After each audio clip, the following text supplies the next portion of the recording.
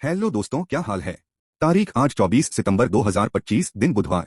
पंचांग के अनुसार शुक्ल पक्ष की तृतीया तिथि, नक्षत्र स्वाति, योग ब्रह्मा और करण बालव है।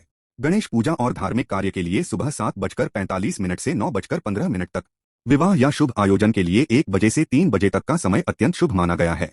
आज 24 सितंबर को पूरी दुनिया में विश्व नदियां दिवस मनाया जा रहा है। इस दिवस का उद्देश्य है नदियों की सफाई, संरक्षण और उनके महत्व के बारे में जागरूकता फैलाना। भारत में गंगा, यमुना, ब्रह्मपुत्र और गोदावरी जैसी नदियां करोड़ों लोगों की जीवन रेखा हैं। लेकिन प्रदूषण और अतिक्रमण से इनका अस्तित्व खतरे में है। इसीलिए आज का दिन हमें याद दिलाता है कि नदी बचाओ, जीवन बचाओ।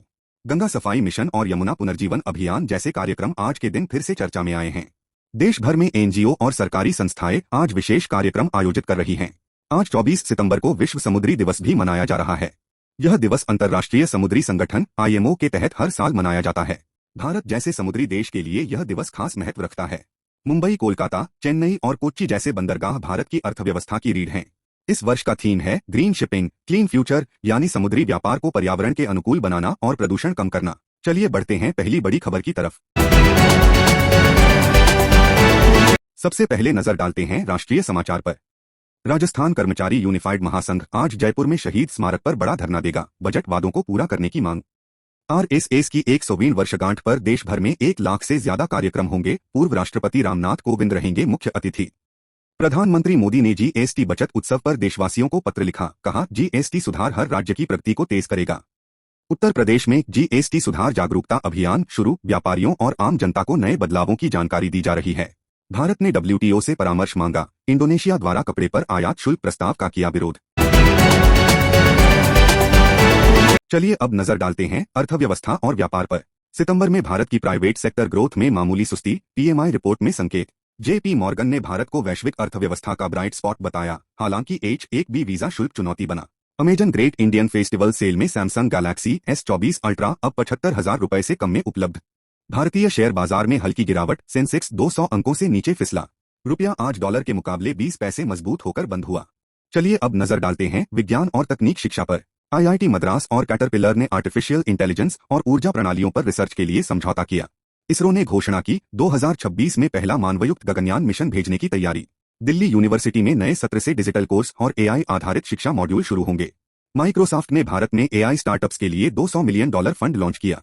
गूगल पे ने भारत में नया सिक्योरिटी फीचर पेश किया। अब धोखाधड़ी पर तुरंत अलर्ट मिलेगा। चलिए अब नजर डालते हैं रक्षा और सुरक्षा पर।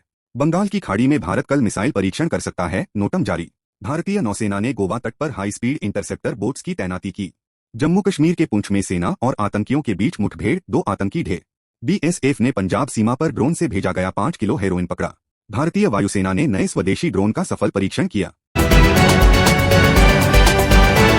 चलिए अब नजर डालते हैं समाज और पर्यावरण पर। नागपुर में कार फ्री डे पर डबल द बस फ्लीट अभियान चला। लोगों ने सार्वजनिक परिवहन बढ़ाने की मांग की। दिल्ली में वायु गुणवत्ता सूचकांक 180 तक पहुंचा। सांस के मरीजों को अलर्ट। गंगा सफाई मिशन के तहत उत्तराखंड में 50 करोड़ का नया प्रोजेक्ट लॉन्च। मुंबई में मानसून की वापसी के साथ झमाझम बारिश। कई इलाकों में जलभरा। राजस्थान के कई जिलों में सूखे जैसी स्थिति। सरकार ने राहत पैकेज घोषित किया। चलिए अब नजर डालते हैं मनोरंजन और संस्कृति पर। असम के गायक जुबीन गर्ग की मौत के बाद आज उनका दूसरा पोस्टमार्टम गुवाहाटी मेडिकल कॉलेज में होगा। बॉलीवुड फिल्म रामायण का पहला पोस्टर लॉन्च। ऋतिक रोशन और रणबीर कपूर मुख्य भूमिकाओं में। शाहरुख खान की फिल्म किंग का ट्रेलर यूट्यूब पर 24 घंटे में 50 मिलियन व्यूज पार। साउथ सुपरस्टार विजय की फिल्म थलपति 70 दिवाली पर रिलीज होगी। ऑस्कर 2026 के लिए भारत की ओर से फिल्म माटी को आधिकारिक एंट्री मिली। चलिए अब नजर डालते हैं राजनीति पर। संसद का विशेष सत्र आज से शुरू। कई अहम बिल पेश होने की संभावना। यूपी में CM योगी ने 200 करोड़ की विकास योजनाओं का उद्घाटन किया। बिहार के CM नीतीश कुमार ने 500 नई पंचायत सड़कों का शिलान्यास किया। दिल्ली सरकार ने मुफ्त बिजली योजना 1 साल और बढ़ाई। पश्चिम बंगाल की CM ममता बनर्जी ने केंद्र पर GST हिस्सेदारी रोकने का आरोप लगाया। चलिए अब नजर डालते हैं अंतर्राष्ट्रीय खबरों पर। अमेरिका में ट्रंप समर्थक रैलियों का दौर जारी। चुनावी माहौल गरमाया। चीन ने नया स्पेस स्टेशन मॉड्यूल सफलतापूर्वक लॉन्च किया। रूस और यूक्रेन सीमा पर तनाव। भारी सैन्य मूवमेंट देखी गई। फ्रांस में पेट्रोल की कीमत रिकॉर्ड स्तर पर पहुंची। लोगों में नाराजगी। पाकिस्तान में महंगाई दर 25% के पार। IMF से नई मदद की मांग।